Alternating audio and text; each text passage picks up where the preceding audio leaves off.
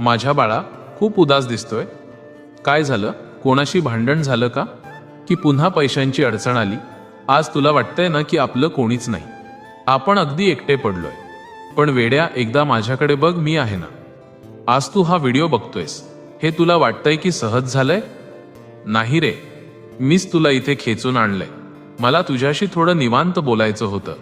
आज तू माझं सगळं बोलणं शांतपणे ऐक. तुला तुझ्या प्रत्येक प्रश्नाचं उत्तर मिळेल.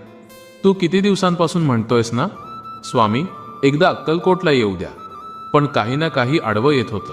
कधी पैसे नव्हते, तर कधी घरची कामं. तुला वाटतंय की तू येऊ शकला नाहीस, पण खरं सांगू, मीच तुला थांबवून धरलं होतं. कारण मला माहिती होतं की तुला कधी बोलवायचं, आणि आता ती वेळ आली आहे. आता तुझा रस्ता मोकळा झालाय.